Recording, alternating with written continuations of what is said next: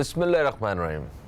अस्सलाम वालेकुम दोस्तों, मैं फ़हीम अब्बास आपको खुशामदीद कहता हूँ न्यूज़ कैफ़े में, और उम्मीद करता हूँ कि आप सब खैरियत से हैं और आज के दिन का एक अच्छा सा आगाज़ भी कर चुके हैं। आज 11 अगस्त है। 11 अगस्त को हम अक़लियतों के दिन के तौर पे जो है इस दिन को मनाते हैं, और इस दिन को मनाने का जो सबसे बड़ा मकसद है वो ये है कि जितने भी हमारे अक़लियती बहन भाई हैं उनकी पाकिस्तान की तामीर व तरक्की में जो किरदार है, जो उनका रोल है, जो उनकी कोशिशें हैं, उनको सराहा जा सके और उनको मतलब किसी भी तरह अप्रिशिएट किया जा सके। क्योंकि बहुत सारी हमारी ऐसी कोशिशें होती हैं, या आपकी सोसाइटी के किसी एक हिस्से की ऐसी कोशिशें होती हैं जिनको आप अपने दूसरे मामलात की वजह से कभी कभी हम नज़रअंदाज भी कर देते हैं। तो आज हम ख़ास तौर पे इस दिन की बात कर रहे हैं जहाँ पे अक़लियतों को सराहने के हवाले से जो है बात की जा सकेगी। क़ायद-ए-आज़म मोहम्मद अली जिन्ना रहमतुल्लाह अलैह ने अपने 11 अगस्त की तकरीर में अक़लियतों के हवाले से उनके हुकूक़ को तहफ़्फ़ुज़ देने के बारे में क्या फ़रमाया था वो मैं आपके सामने बयान करता हूँ।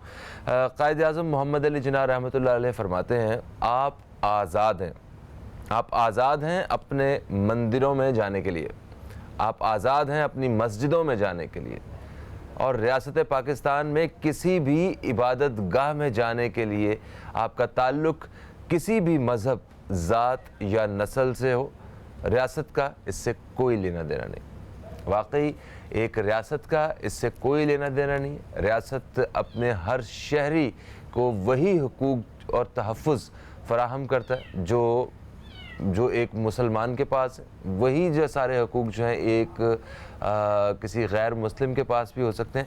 पाकिस्तान में जहाँ बड़ी बड़ी कम्युनिटीज़ जो हैं वो रहती हैं, जिनमें पंजाबी, बलोची, सिंधी, पख्तून, मुहाजिर ये मौजूद हैं, वहीं पे जो मज़हबी एतबार से अगर देखा जाए तो मुसलमान क्योंकि तादाद में ज़्यादा हैं, जो लोग तादाद में ज़्यादा होते हैं वो उन्हें अक्सरियत में शामिल किया जाता है किसी भी मुल्क में, और जो तादाद में कम होते हैं उन्हें अक़लियत में शामिल किया जाता है।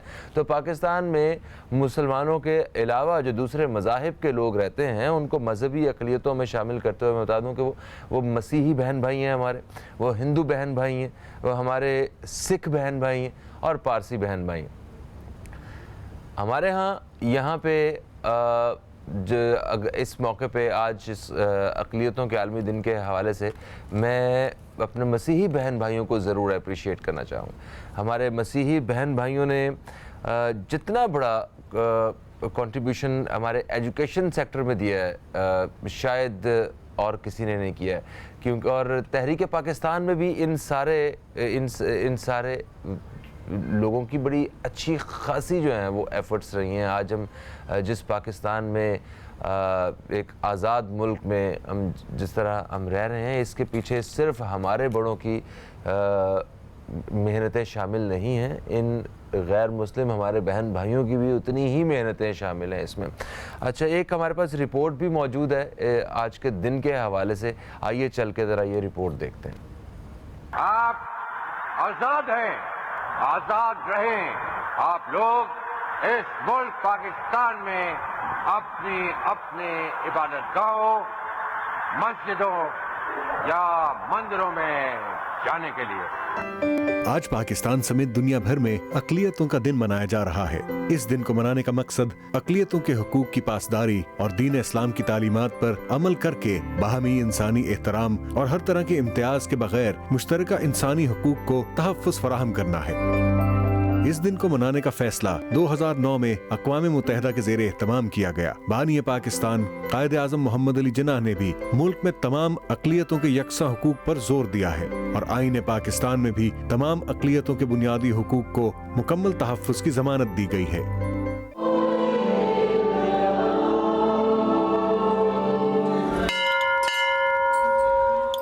अक़लियतों के हुकूक की पासदारी दीन इस्लाम की तालीमात में अहम हैसियत रखती है। दूसरी जानिब अक़लियतों को साथ लेकर चलने ही से मुल्क की तरक्की भी मुमकिन है। पाकिस्तान में तमाम अक़लियतों को अहमियत दी जाती है। इन्हें तमाम आईनी, माशरती और इखलाकी हुकूक हासिल हैं, जबकि अक़लियतों के मजहबी और मुक़द्दस मकामात की देखभाल, हिफाजत और तज़मीन व आराइश को भी मुल्क में खास तरजीह दी जाती है। ताहम इस हवाले से मजीद इक़दामात की गुंजाइश भी यकीनन मौजूद है।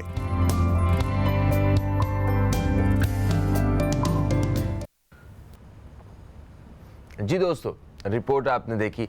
हमारे यहाँ अक़लियती जो हमारे बहन भाई हैं उनके साथ खुदा का शुक्र है कि हम सब का ताल्लुक़ जो है वो बड़ा अच्छा है।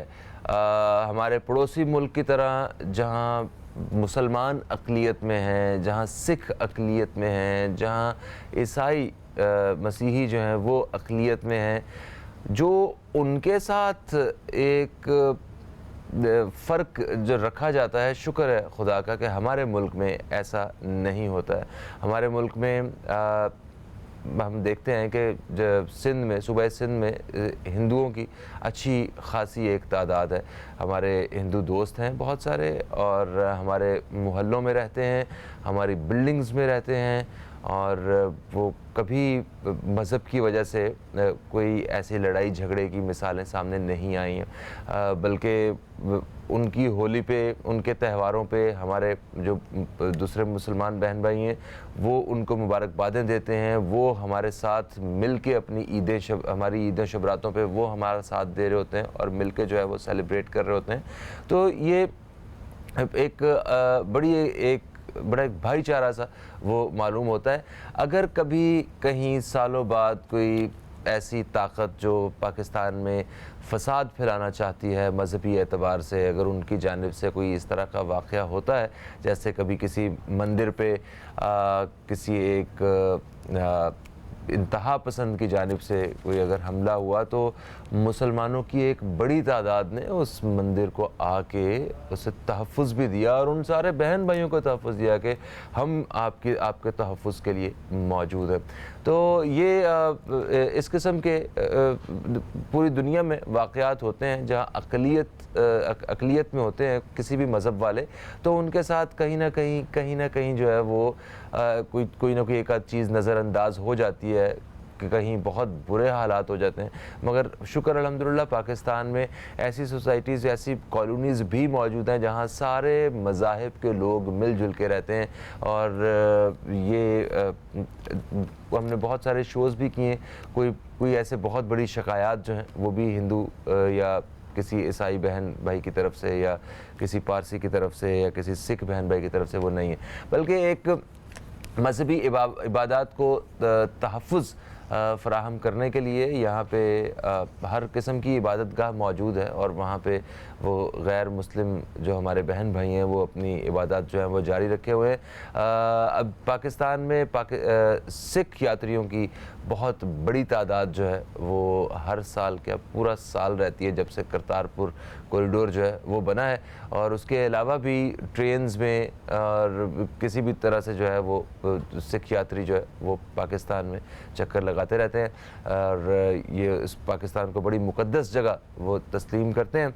और इन्हीं के साथ साथ जो है वो जो हमारे हिंदू बहन भाई हैं उनका पाकिस्तान में ज़राअत के शोबे में एक बड़ा कंट्रीब्यूशन है, चावल के हवाले से, कॉटन के हवाले से, और शहरों में वो जनरल स्टोर्स और इस तरह के भी सारे कारोबार वो बड़े आज़ादी के साथ जो है वो कर रहे हैं, और मजहबी एतबार से बड़ी मुक़द्दस और तारीख़ी अमारात और ऐसे मकामात पाकिस्तान में मौजूद हैं।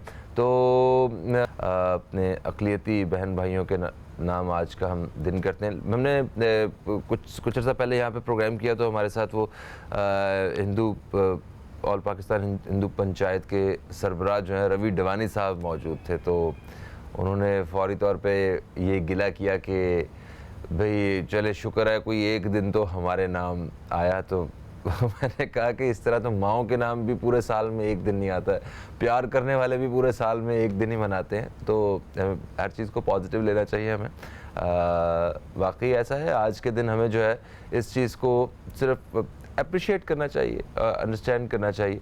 और अगर आप चाहें तो आज अगर आपके पास कोई भी ऐसा मुलाजिम या काम करता है जो अगर गैर मुस्लिम है तो उस पर आज थोड़ी सी नरमी भी की जा सकती है, उसके साथ आज कुछ ख़ुसूसी तौर पे अपनी मोहब्बत भी ज़ाहिर की जा सकती है उसके साथ, और उसे छुट्टी भी दी जा सकती है। ओके, आगे बढ़ते हैं। आज आपको एक ख़बर मैं सुनाना चाह रहा हूँ जिसको बहुत सारे लोग बिल्कुल नहीं सुनना चाह रहे, है ना। मैं भी आज कोई बहुत ज़्यादा खुश नहीं हूँ उस हवाले से। बशीर फ़ारूकी साहब जो कि सैलानी वेलफेयर इंटरनेशनल ट्रस्ट के चेयरमैन हैं, जो हमारे प्रोग्राम में बाकायदगी से जुमेरात और जुमा को वो मौजूद होते हैं। गुज़श्ता रोज़ वो हज की वजह से जो है वो हमारे प्रोग्राम में शिरकत नहीं कर रहे थे, तो लास्ट वीक उनसे मुलाकात हुई। इस दिन आज और कल के दिन भी वो हमारे साथ प्रोग्राम में मौजूद होते हैं जुमेरात और जुमा को। आज वो अवेलेबल नहीं है क्योंकि उनके भाई की तबीयत जो है वो लास्ट मोमेंट पे ख़राब हो गई और वो हॉस्पिटल में उन्हें जाना पड़ गया है। तो आप सबको ये बात बताने के दो मकासद थे। एक तो ये था कि वो आज हमारे साथ प्रोग्राम में शिरकत नहीं करेंगे, इंशाअल्लाह कल करेंगे। और दूसरा ये बात बताने का मकसद ये था कि जितने भी लोग, जितने भी नाजरीन, जितने हमारे दोस्त इस वक्त ये प्रोग्राम देख रहे हैं, सुन रहे हैं, उन सबसे दरख्वास्त है कि वो बशीर साहब के उस भाई के लिए जिनकी तबीयत ख़राब है उनके लिए दुआ करें और उनकी सेहत के लिए दुआ करें। और बाकी भी जितने हमारे बहन भाई जो बीमार हैं पूरे पाकिस्तान में, जितने लोग सुन रहे हैं, उनके जितने भी अजीज़ जो हैं वो इस वक्त बीमार हैं, उनकी सेहत के लिए भी हम सब तो मुश्तरका तौर पे दुआ करते हैं। अल्लाह ताला सबके लिए आसानियाँ पैदा करे। आप दोस्तों से कल मुलाकात होगी, मगर कल से पहले, जाने से पहले मैं एक और चीज़ बताना चाहता हूँ। जैसा कि आपको पता है कि मुल्क भर में मानसून बारिशों का सिलसिला शुरू हो चुका है। अब इन बारिशों की वजह से वक्ती तौर पे अपने घर में बैठ के मौसम तो बहुत अच्छा लग रहा होता है हमें कि कितना अच्छा मौसम है, कितना रोमांटिक मौसम है, और पता नहीं तो काम पे जाने को दिल नहीं कर रहा होता, फैमिली के साथ वक्त गुजार रहे हैं। बहुत हमने देखा बहुत सारे लोग जो हैं वो कराची में रहने वाले वो सी व्यू का भी रुख करते हैं। ठीक है, सब कुछ अच्छा है, मगर सड़कों पे इतनी तेज़ बारिश की वजह से जितना पानी खड़ा हो चुका है, कुछ बिल्डिंग्स जो हैं उनकी कमज़ोर जो हिस्से हैं वो गिर रहे हैं, मतलब दरख्त गिर रहे हैं, साइन बोर्ड्स के हवाले से कोई इस तरह की शिकायत जो है ना वो शहर में सामने आना शुरू हुई हैं। बिजली के खंभे जो हैं वो और हमारी जो तारों के जो सारे निज़ाम हैं वो इस कदर नाक़स हैं कि बारिश के मौसम में एक तो ख़ुद बिला वजह घर से बाहर मत निकलें, और दूसरा अपने बच्चों को, अजीज़ों को, प्यारों को भी बग़ैर किसी वजह के, इंतहाई ज़रूरी वजह के घर से बाहर मत निकलने दें। गटरों के ढक्कन जो हैं बहुत सी जगहों पे वो भी खुले हुए हैं, और इस तरह के बहुत सारे हादसात जो हैं वो भी शहर में हो रहे हैं। हस्पतालों में बारिश की वजह से वहाँ पहुँचने वाले बहुत सारे लोग हैं, उनकी तादाद में भी इजाफ़ा हो रहा है। तो हमें थोड़ा सा ज़रा इस बारिशों के मौसम को जो है बेहतर तरीके से गुजारने की कोशिश करनी है। एक रिपोर्ट हमारे पास मौजूद है, आइए चल के वो देखते हैं।